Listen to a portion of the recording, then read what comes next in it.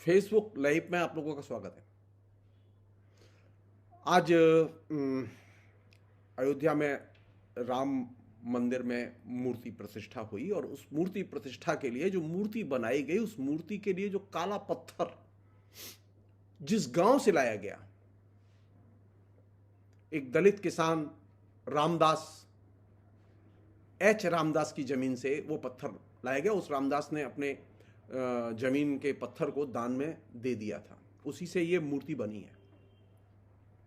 और ये जो रामलला की जो मूर्ति बनी है, उसको तराशने के लिए उसने अपना एक पत्थर का ब्लॉक पूरा का पूरा दे दिया कि इस पे मूर्ति बनाई जाए।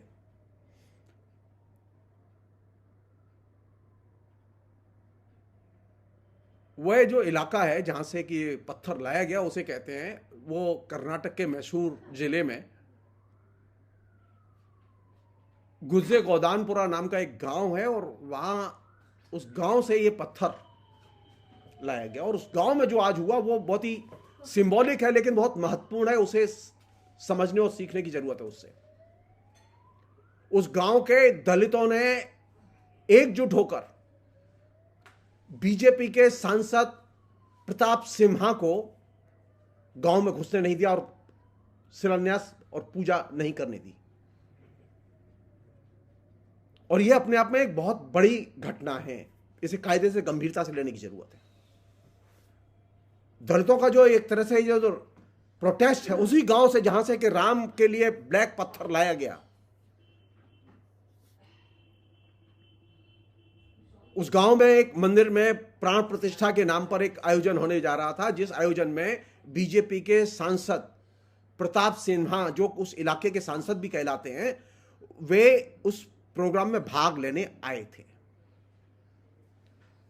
गांव के दलितों ने मास स्केल पर प्रोटेस्ट किया और उनको कार्यक्रम नहीं करने दिया, उनको वापस जाना पड़ा। क्यों? मैं बीजेपी के अनुयायियों से उनसे भी ये कहूंगा कि वो देखें जो कर्नाटक में भाजपा सांसद प्रताप सिन्हा के विरोध में जो वहां के दलित किसानों ने, खेत मजदूरों ने जो मिलकर आंदोलन किया और प्रोटेस्ट किया, उसे समझने की कोशिश करें, उसके अर्थ को समझने की कोशिश करें। बीजेपी कैसी पार्टी है इसे समझने की कोशिश करें। गांव के किसानों का कहना था कि यह व्यक्ति यानी बीजेपी का सांसद, ऐसी पार्टी का सांसद जिसका कि प्रधानमंत्री अयोध्या में खड़े होकर घोषणाएं कर रहा है, वह सांसद जहां से कि वह चुनकर आता है, वो उस गांव में पिछले 10 साल में एक बार भी नहीं गया।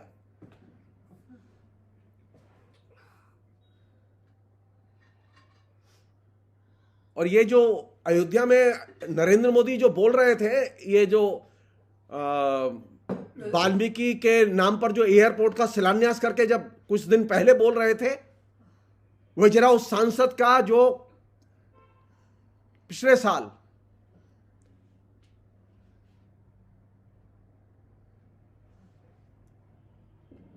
महिष दशहरा के समय पर जो दिया गया भाषण है, जिस व्यक्ति ने ये काला पत्थर दिया, उस व्यक्ति का चचेरा भाई स्वामी हारोहल्ली,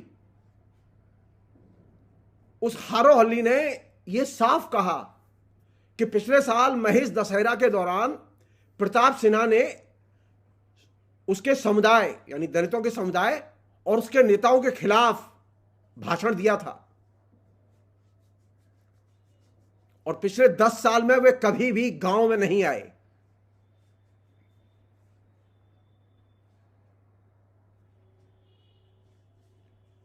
कभी किसी भी किसान की, खेत मजदूर की समस्याओं को वहां आके, दलित की समस्याओं को वहां आके जानने की कोशिश नहीं की। अचानक राम जी ने बुलाया है और वोट सामने आया है तो वे गांव आए हैं।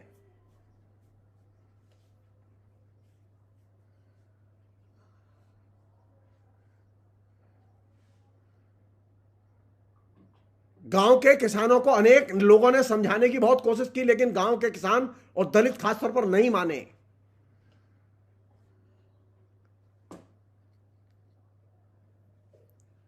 हम सवाल करना चाहते हैं, क्या नरेंद्र मोदी ने, मोहन भागवत ने उस सांसद से पूछा कि तुम 10 साल में उस गांव के किसानों के बीच में क्यों नहीं गए?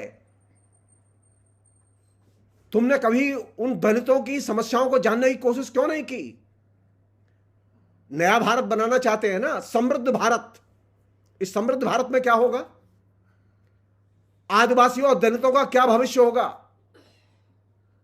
यह सिंबॉलिक है लेकिन बहुत महत्वपूर्ण है कि गुजे गोदानपुरा में जो किसान रहते हैं, आदिवासी रहते हैं, दलित रहते हैं, उन दलितों ने एकजुट होकर यह संदेश दिया कि ये जो नए भारत की नींव रखी जा रही है उसमें सबसे ज्यादा अवहेलित, उपेक्षित अगर कोई होगा तो वे दलित होंगे और किसान होंगे, खेत मजदूर होंगे। एक घटना अयोध्या में घट रही थी। एलीट क्लास के आयोजन के जरिए 8,000 कौन लोग थे? ये वे लोग थे जो कि हिंदुस्तान की क्रीम कहे जाते हैं, अमीर लोग थे, समृद्ध लोग थे।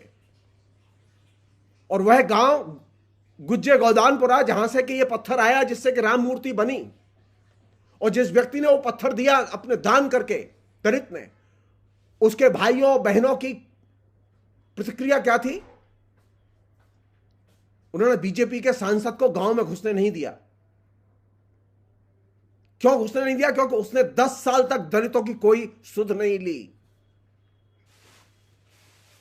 आप पलट के पूछिए, नरेंद्र मोदी की सरकार से पलट के पूछिए कि क्या उन्होंने 10 साल तक, जो पिछले 10 साल गुजरे हैं,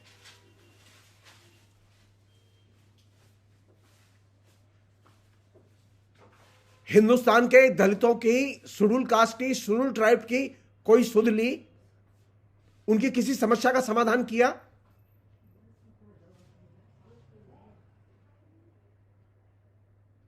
सिवाय इसके कि भाषण से ज्यादा कुछ दिया नहीं और चंदे से ज्यादा कुछ लिया नहीं। अगर नरेंद्र मोदी के आधुनिक भारत के और नए भारत की और सो कॉल्ड समृद्ध भारत की अगर परिकल्पना का आधार बिंदु यह है कि मैं भाषण से ज्यादा कुछ दूंगा नहीं और चंदे से ज्यादा कुछ लूंगा नहीं, अगर यह उसका भविष्य है, तो मैसेज गुज्जे गोदानपुरा के दलितों और आदिवासियों ने दिया है, किसानों ने दिया है। उन्होंने खदेड़ के बीजेपी के सांसद को गांव से बाहर कर दिया। और ये जो गुज्जे गोदानपुरा का जो आदिवासियों और दलितों का जो संदेश है, वो संदेश उस राय को व्यक्त करता है जिस राय में हिंदुस्तान जीता है। यानी हिंदुस्तान कहां रहता है? हिंदुस्तान का प्रतिनिधि कौन है आज? हिंदुस्तान के प्रतिनिधि वे नहीं है जो 8,000 लोग बुलाए गए थे राम जन्मभूमि के आमंत्रण के मौके पर, प्राण प्रतिष्ठा के मौके पर। हिंदुस्तान रहता है गांव में और दलितों में, गरीबों में, आदिवासियों में, किसानों में। सिंबॉलिक ही सही, लेकिन गुज्जे गोदानपुरा के किसानों ने जो प्रोटेस्ट किया वो बहुत महत्वपूर्ण है और बहुत मीनिंगफुल है। इसको आज, ये मेरी अपनी बनाई हुई कहानी नहीं है, ये से आज रियल टाइम में इंडियन एक्सप्रेस ने रिपोर्ट किया है, जिसे आप आराम से इंटरनेट पर देख सकते हैं।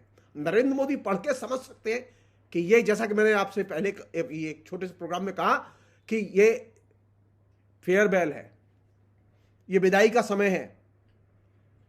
और ये जो विदाई का समय है और ये जो मैसेज है, ये मैसेज कहां से आ रहा है? ये कर्नाटक से आ रहा है, उसी जगह से आ रहा है जहां से राम मूर्ति के लिए काला पत्थर आया था। और इस मैसेज को गंभीरता से लिया जाना चाहिए। आधुनिक भारत का भविष्य राम नहीं, दलित, आदिवासी, किसान और मजदूर, ये लोग हैं। और ये मैसेज बहुत ही स्ट्रांगली गुज्जे गोदानपुरा के दलितों ने और किसानों ने दिया है। इसे कायदे से समझने की और ग्रहण करने की जरूरत है। बहुत बहुत शुक्रिया।